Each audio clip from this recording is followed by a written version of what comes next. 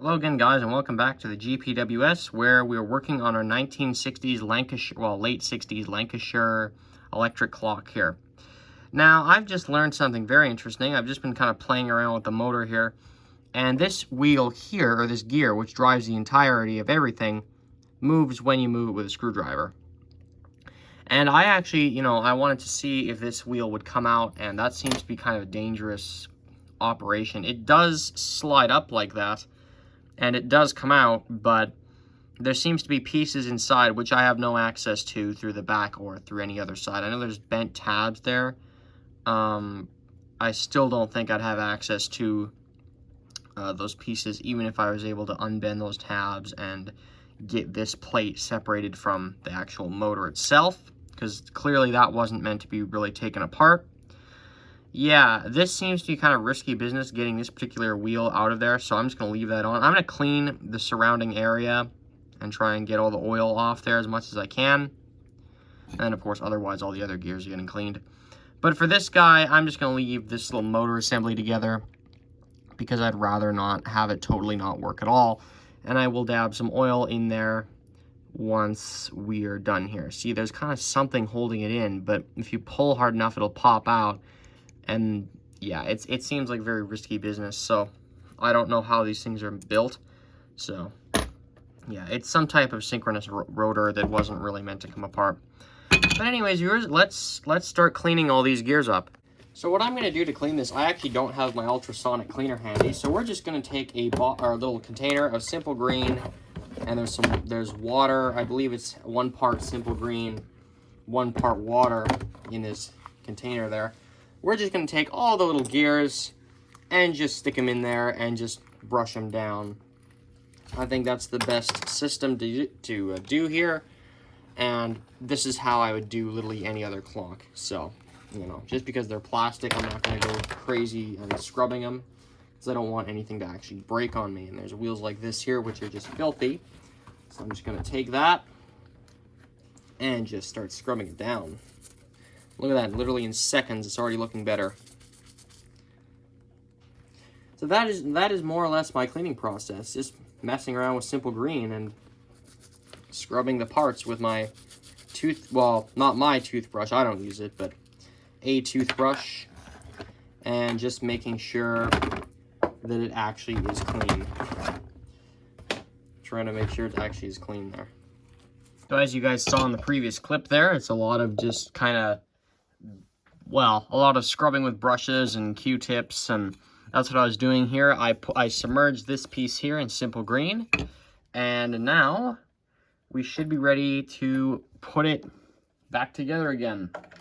So this has taken me the course of 1 day so far to do this, and it's going pretty smooth, I'd say. What I'm going to do quick is just I've managed to get this little ring back in the hour hand here. I'm just going to take a dirty Q-tip, or toothpick, sorry, tiny little dab of Gorilla Glue, and just kind of get it on there. And just make sure this thing doesn't want to leave that spot again. And this is the fairly fast drying stuff, and this is also on the bottom of the hand. Just going to make sure that, as I said, these two pieces don't want to separate anymore. That's not any good when they do, because there's a possibility of losing it, or it looks like it's broken or whatever. Not good, not good at all. So we're just going to stick that on there, and there we go. I'm also going to fix this absolutely garbage wire stripping job that I did with scissors. Yeah, I have no desire to do that again. Just make sure they're both the same, approximately.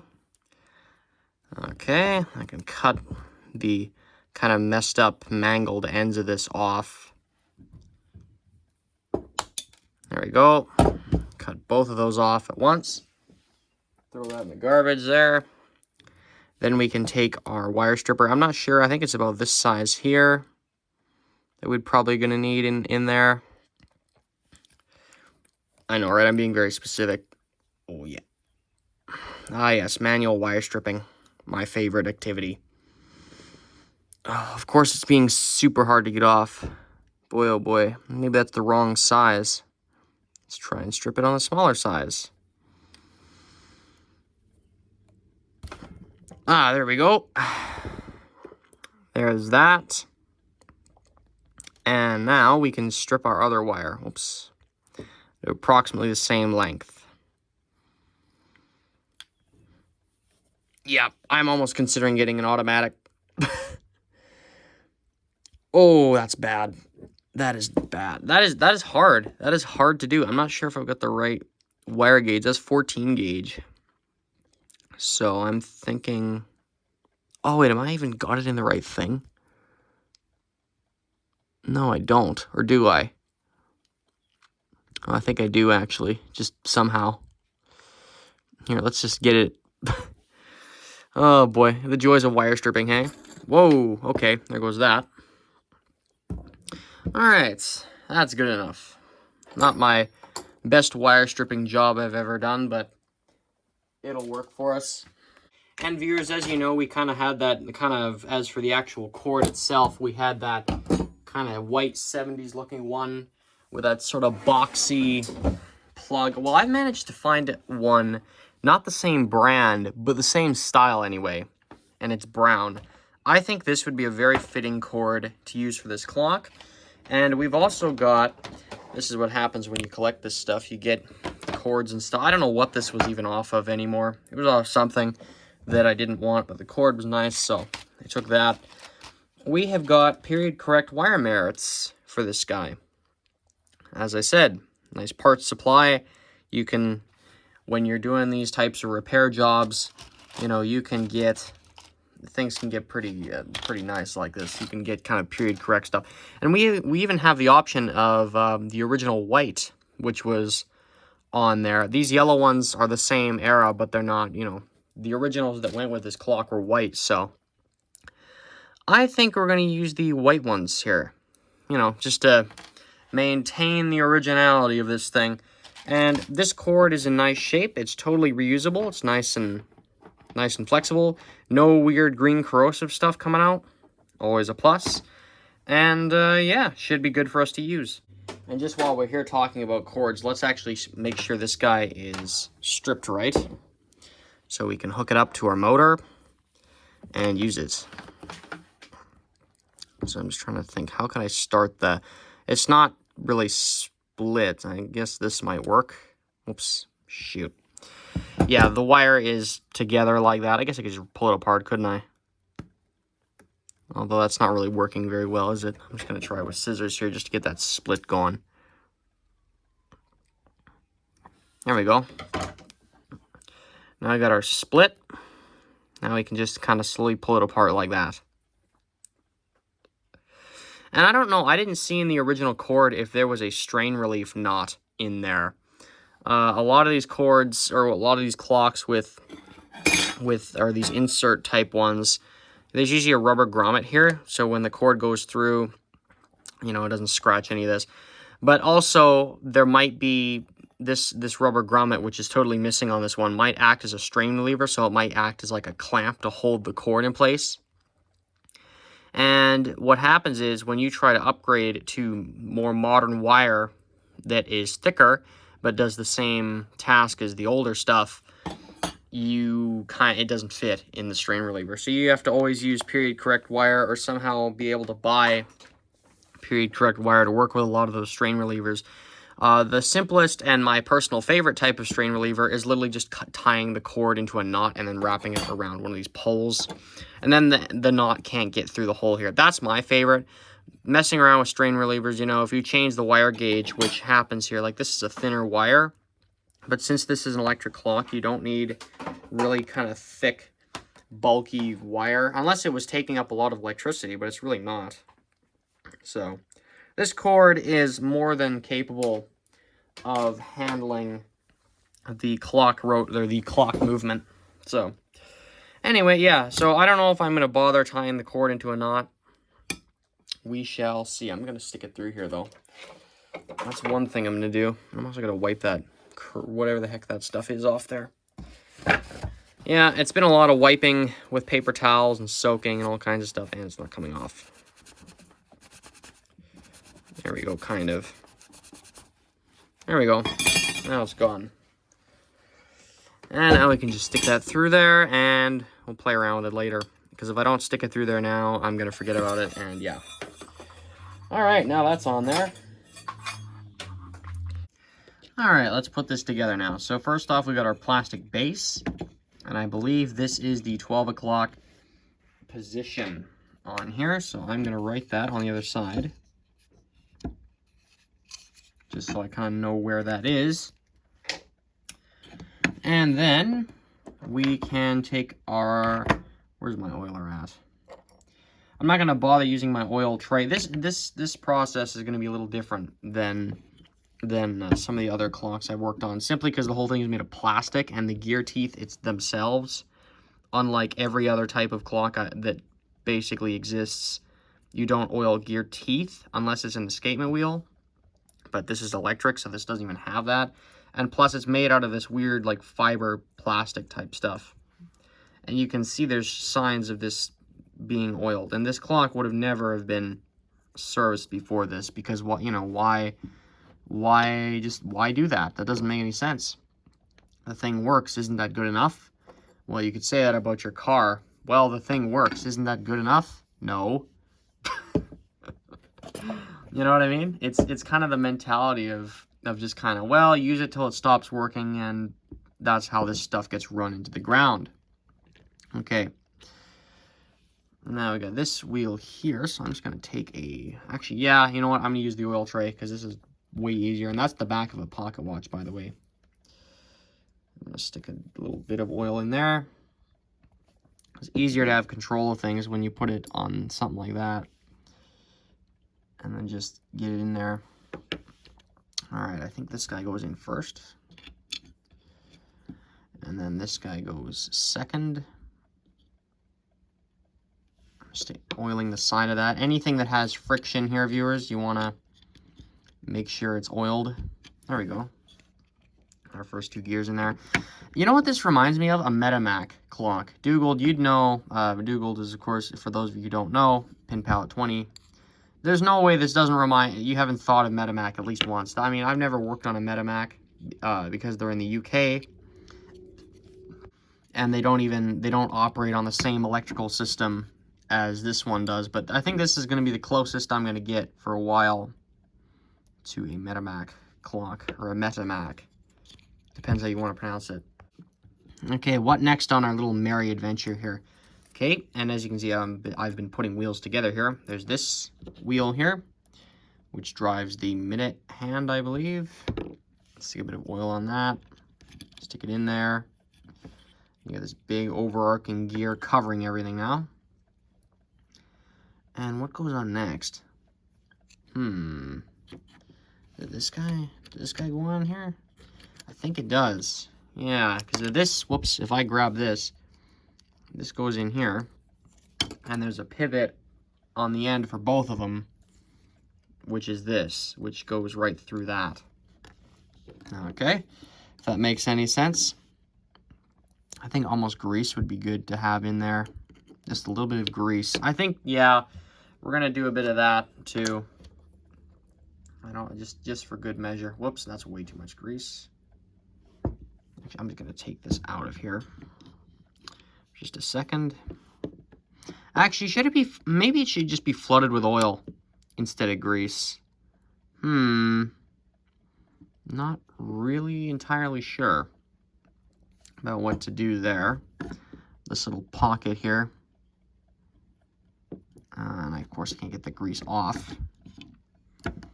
Can't get the grease where I need the grease to be. What the heck?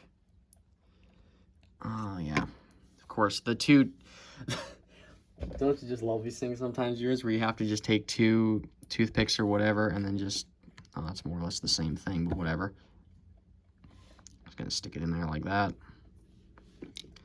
And I think I'm gonna put some oil in there just to loosen that up. I think that'd be a wise idea. I'm actually gonna pump it in via the bottle this time. 2 big drops of oil in there. That's probably good enough. Now this guy goes in there. Whoops, who goes where? This guy goes in here. This guy, where do you go? Okay, this guy rubs up against everything. So this guy goes in there. And this gear here, I'll stick that on there. Actually, you know what? I'm doing this in the wrong order. There's this guy here, which all the, yeah, I'm just looking, oh, I'm forgetting to oil gear teeth, viewers. Sorry, it's such a weird concept for me to do that. He's just running nice and smooth. I think we can just do that from the outside, though, can't we? Oh, am I doing this wrong? Whoops. So I pull everything apart. Okay, guess that goes here. Not really sure what goes where. And yeah, I just did that wrong. Okay. There we are. There's our gear train. More or less together. I'm just going to keep oiling the gear teeth. Especially on this guy. There's also like a driving gear here that goes in somewhere. So I'm just going to oil that. I'm going to fill his little oil well full of oil.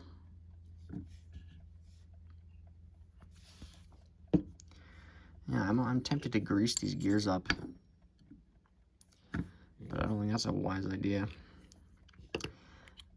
Make sure it's all running nice and smooth. Just going to not hesitate to put a lot of oil on that there. And then just get it around in here. Seems like it stayed on top of the gear and not actually where I intended it to go. Nice. Yeah, it's just, this is, welcome to working on later clocks, viewers. That's what we're doing here. Making sure it's all actually going to work. And I think there was more oil on the top of this. Yeah, I'm pretty confident there would have been oil more here. And of course it goes all in there. Whatever, I don't really, it doesn't matter that much. Yeah, I might just do a little bit of grease on these guys. Just for good measure, viewers, you know, you can't, I don't want to take a risk in here somewhere and just not have something work right after a while. There we go. Oh yeah, getting that nice and greased up.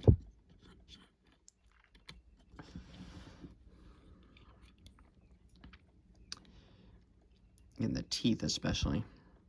Greg, you're over oiling it, you're over greasing it or whatever. Maybe a little bit. Get a lot, oh shoot. Let's get a lot of this out of here, I think. I think this needs to be actually on the gear, not just on the surface of it. This little gear here. A lot of this stuff I'm just lathering in it. That's not the worst thing. At least for a clock like this, I mean, if it was mechanical, I'd say, yeah, okay, what the heck am I doing? But for this guy, you know, it's kind of, it's all very kind of iffy, you know, what to oil, what you don't oil, what you grease, what you don't.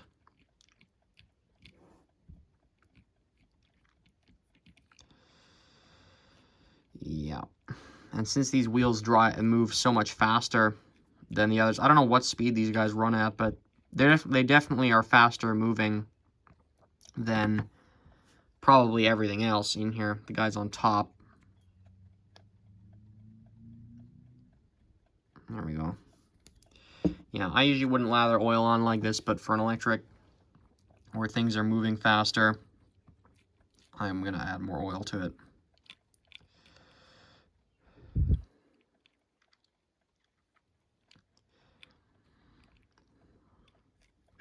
And of course, I'm going to add some grease somewhere over here. Or at least oil anyway. I don't know if I should grease this thing or not, but I am anyway. I truly don't know.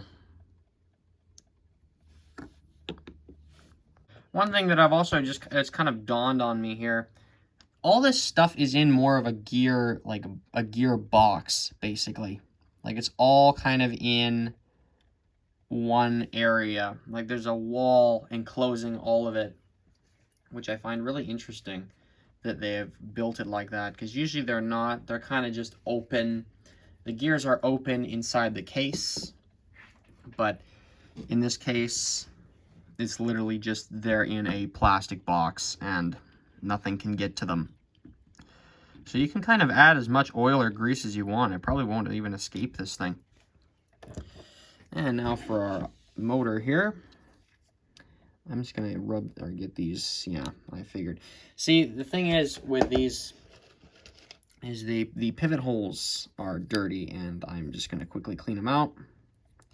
Sticking a toothpick in there. This is where the gears are on the other side of this. Yeah, that's nasty.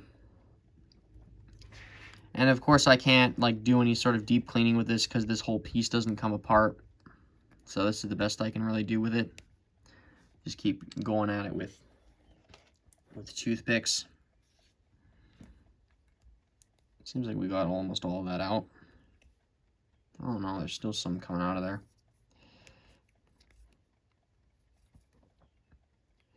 Oh yeah, there it comes. Okay, you get the idea. And what I'm also going to do is take my oiler and oil the actual rotor underneath that, because that needs oil in there as well, inside that hole there that this sticks out of, this gear here, the main driving wheel of the whole thing. That guy needs oil, and I'm just gonna actually, you know what, here's what we're gonna do. I'm just gonna do this with it. There we go. That makes the most sense to me for this particular context. Get that nice and oiled up. This guy was lathered in oil. Where does he go? It goes right on the top here. Whoops. And then, where do you, what does your story? This is the, what does this wheel do? Hold on. Okay, he's got gears under there, or he's got like a, whatever you want to call that, under there. I wouldn't say gears, but there's teeth under there. Whatever that is, whatever the actual proper term for that is, we're going to dab oil on it. The goal here is to keep all these gears, you know, wet and make sure that they don't run out of oil or grease, for that matter.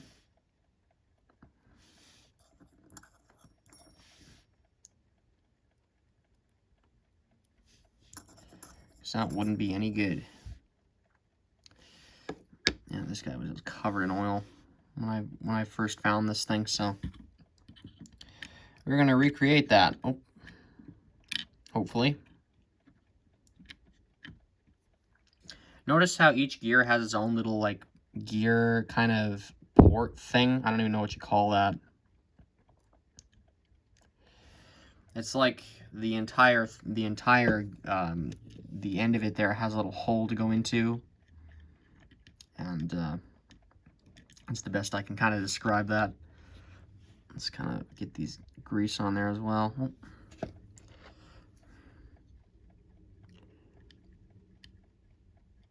I love oil sometimes where it just loves to just not go on other things.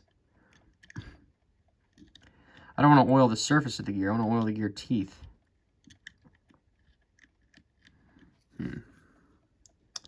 Okay, I'm going to grab another dab of grease there and just stick it on the side there like that. Oh.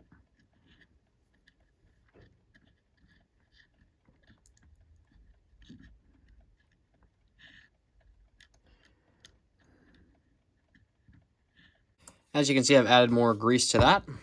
Another part we're going to oil, I know, right? There's so much oil in this movement.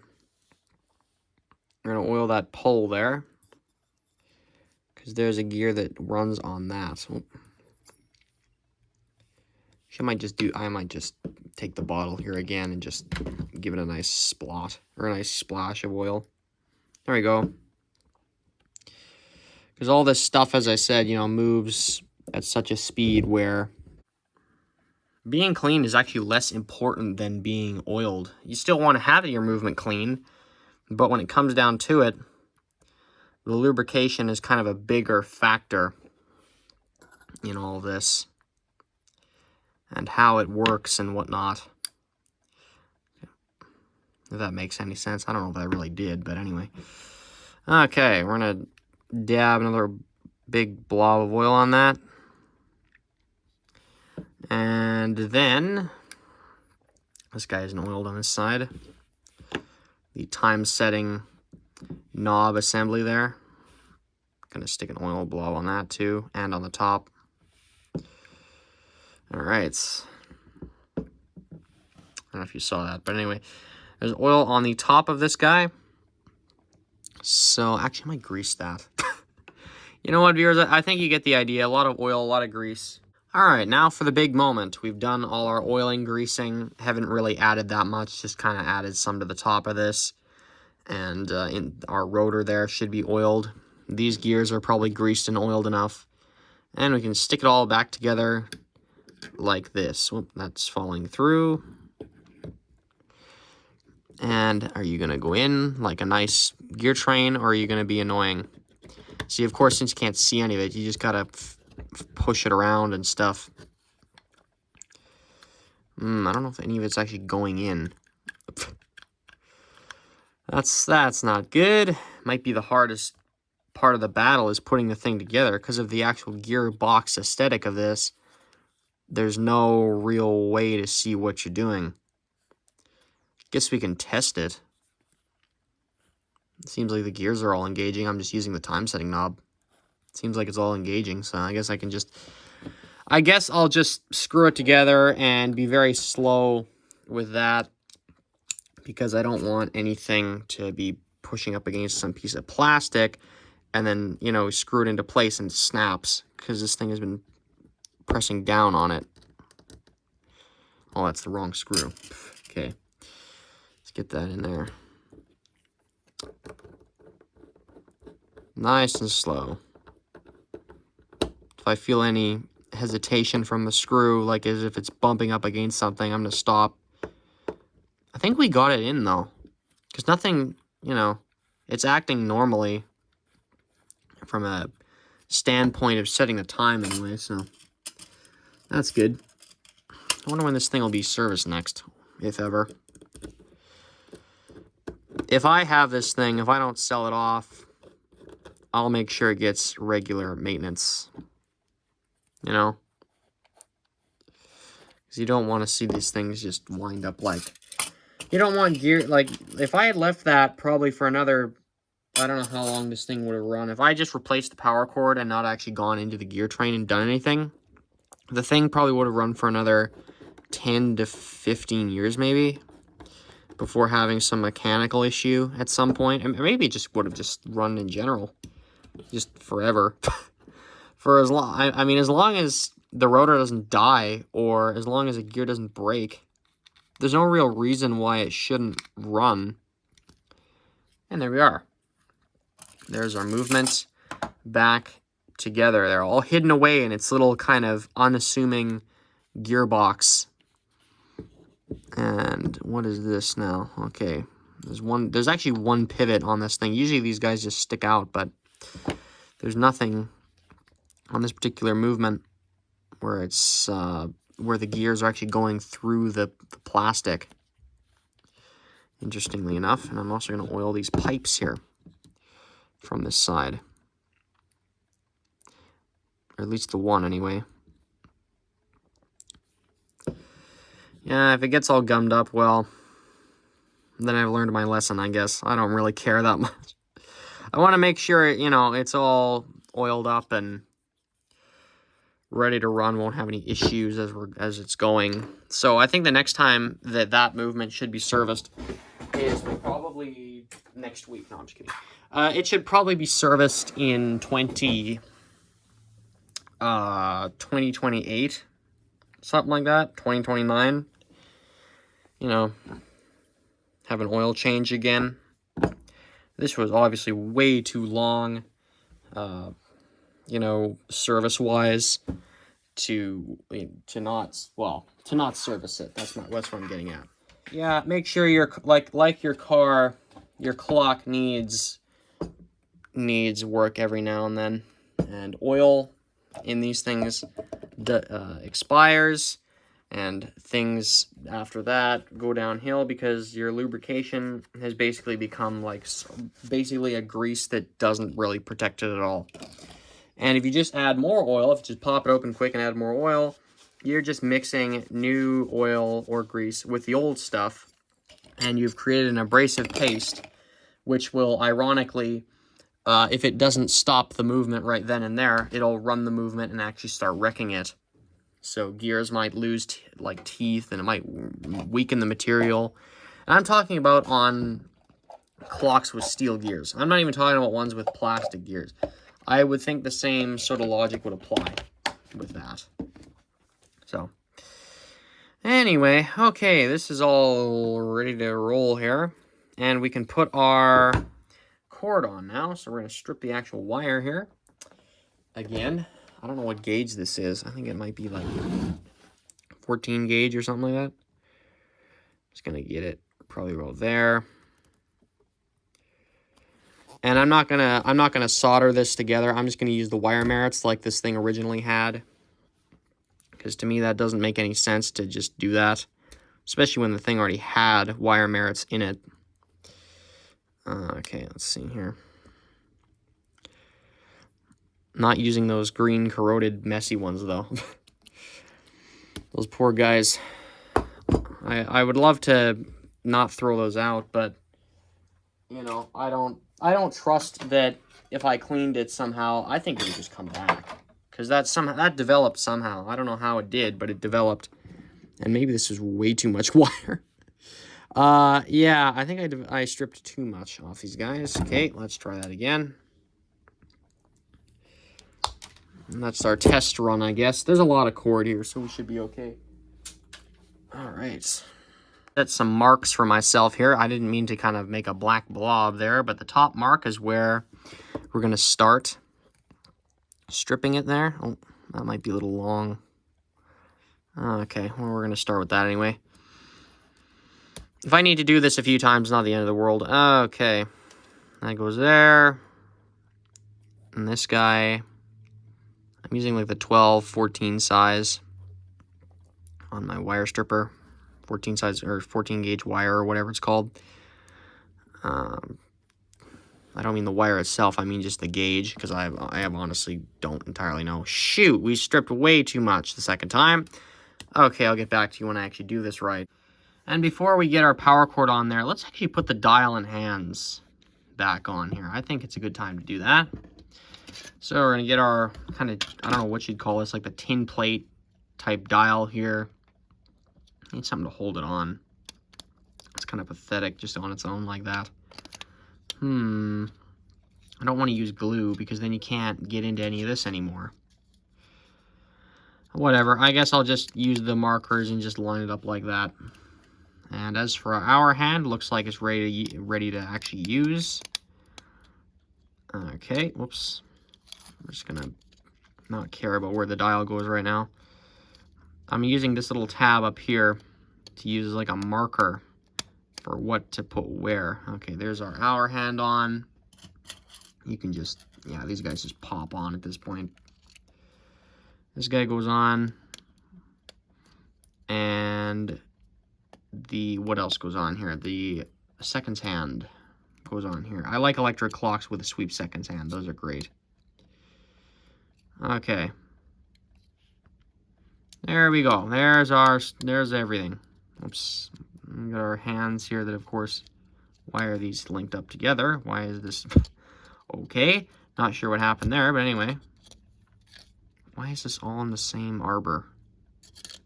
What the heck happened here? Let's just take all that off. Why are you on here like this? I don't think that's right. What? I think this might be on another thing here. Interesting. Not sure what's going on here, viewers. Maybe that little cullet thing wasn't meant to actually be in there. Because this hour hand is moving way too fast.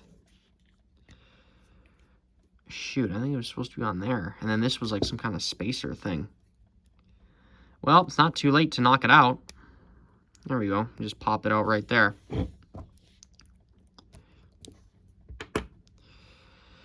I thought we needed to put that in there, but I guess not. I'm not sure where that thing goes, and then this should just be on the farthest to the back here, I believe. Oh, they're on the bottom here anyway. Oops. Come on. It's gonna play hard to get now. Some of you may be calling me some kind of dope now because I've actually just skipped showing you the hand and dial and bezel process. The dial goes on, you know, it's just a kind of a tin dial or whatever. You just make sure it's lined up. The glass goes on, press on the bezel. There's kind of like tabs that sort of snaps over on here. It's hard to describe, but it just kind of pops on there. Our hour hand was giving us a lot of agony because I think part of the shaft actually broke when I popped it off, and I was just able to get it on there now, so it works. But you know, if you start playing around with it, it's going to lose tension and just fall to the bottom of the dial. So what was the lesson to be learned here? Don't remove the hour hand on these clocks, which meant some of the gears wouldn't have been able to come out if I had just left it. But you know, what's the price? Either you can kind of wreck the hour hand and just not have an hour hand, which is really stupid, or you can just leave it and just clean kind of around that area, because some of those motion work gears you saw popping out of there, if that hour hand was on there, they wouldn't have come out. So anyway, you know, it is what it is. If you run into that situation, don't remove the hour hand, or if you do, you can kind of bend it to refit that shaft, and that's kind of what I did. So it is removable, but still not the greatest system in the world. You know, that's all plastic in there. It's not steel, where, you know, you can remove it 1,000 times, but and not have any sort of scratch. You're not scratching up the plastic or deforming it or anything. Meanwhile, on this, you know, I don't know how many times you can remove that hour hand before you have to just glue it on there. That's kind of where I was leaning towards, but we were able to get it on there okay. So yeah, I'm just going with that. Alright viewers, we're just doing our first test and the clock is running. We've got our power cord on, the merits are on. I forgot how easy those things, you know, you just kind of twist the wires around once and then just screw it on the rest of the way. It's actually a very easy system of doing things. Sometimes you don't have the room in a clock or a radio or whatever to do that, but when you can, that's the ultimate, you know, repair-friendly system, I think. And of course, this thing is totally silent. It'll probably make some noise more after it runs for a while, but for now it's just quiet because all the grease and stuff is just getting into the gear train and it's getting used to running again. I wonder how long it's been since this clock was in regular service. Who wants to bet 20 years? Maybe 30. It kind of reminds me of an 80s kind of lounge den clock dial there. It tries to impersonate something from the 1800s, but just doesn't do that at all. And just kind of creates its own sort of 60s style happening there, if that makes any sense. Yeah. I think it's still cool. I still kind of like that. I'm not really a big 60s guy, but I still kind of like the style of this thing. Alright, we have got this guy actually running now. We're all plugged in. Our wires are all hooked up. The back is just screwed on. It's very simple. There's not much going on with this particular clock. It's a nice electric, but the plastic kind of ruins it for me. I don't like how, you know, you got those plastic gears in there and they, well, you have stuff like that hour hand there. As you can see, we're able to make it work, but it's still, you know, I would have preferred steel gears, but I guess you can't have everything. And at least it's, you know, running and the motor's not dead or anything like that. It's working fine. Haven't done any sort of time tests with this yet because it's all been running for all of like not even 10 minutes yet. So I'm gonna go set this guy up on my mantle and see what is thought about this one. All right, viewers. Well, here we are. We've been running for almost a week now, and I'd say we haven't lost any time. So it is currently 12:48 p.m. I think it's 12:49 now. I'm actually going to advance this ahead just 1 minute. I'm pretty sure the way I set this, it was just like maybe half a minute behind, something like that. But anyway, yeah, no, that's not the point. The point is this guy works just fine. And I've got it on the mantle right now. Just kind of for testing purposes, and plus I'm going to be doing stuff with mantle clocks more in the not so distant future, hopefully. So in the meantime, I've just got this guy stuck up here. Let's look at the back here. Let's see what we're doing here. There's the remains of our knob. But yeah, this is still, you can still turn this and it'll work just fine. Of course, there's our period correct power cord running off of it. And yeah, I think this clock, this mantle here is from the 1920s. There's an oil lamp there. This is way too new for this mantle. I don't think it looks it looks okay up here. It doesn't look terrific, but it is what it is. Listen to it run, hey? That's the quietest clock, mantle clock anyway, or quietest electric, sorry, that I have. That's the sound it makes. Usually, one with steel gears will be making that sound when you first get it running, and then maybe after a day or so, it'll start making a quiet noise. Like for instance here, I've got my 1955 Westclox Dunbar that's serviced here. Let's hear what this clock sounds like. So as you can hear, it is making a noise, but it's not loud or distracting or anything. So yeah, it's obvious that the plastic gears were put in for a budget cut, and also they really quiet these movements down, which I guess is okay, but I don't think this clock will last quite as long as the Dunbar. This thing still has a lot of miles to go on it. It's not totaled by any means. And if I keep servicing this, we should prolong the life even more. And to think that the Chicago or Lancashire Clock Company, whatever it's called in Chicago there, definitely needs more research done on it. They probably didn't think that this would last as long as it has. And at that grad sale, you know, it's easy to think, oh, look at the clock, it's in pieces. You know, the power cord's got that green corrosive stuff, or not corrosive. It's like I asked the Watchworks what that stuff was. It's something to do with the actual power cord itself. Something to do with the plastic. I'm not even sure. I'll have to ask them again. But anyway, it's not like toxic. It's not going to burn your hands if you touch it or anything like that. But anyway, the point is, you know, it's in pieces. It looks pretty pathetic. You know, you could easily think, oh, that thing is just junk. You know, it would never run right again, even if you tried to make it work. And that goes for any clock, you know. You see it in an antique store, at a grad sale, or wherever, or in somebody's attic, oh yeah, it's totaled. No, it's probably not. It just hasn't been serviced, and that's why it's not working. And as for an electric clock like this guy still worked even when it wasn't serviced. But it should work all the better and be a heck of a lot healthier now that it actually is. So anyways, viewers, I thank you for stopping by and looking at this late 60s clock get serviced. I'm not sure if I'm going to sell this guy or not. We will see. And yeah, so that's the series for now. And I hope you enjoyed it. Hope you guys learned something. And if you find one of these clocks yourself, you'll know what to do. So anyways, guys, thanks for watching.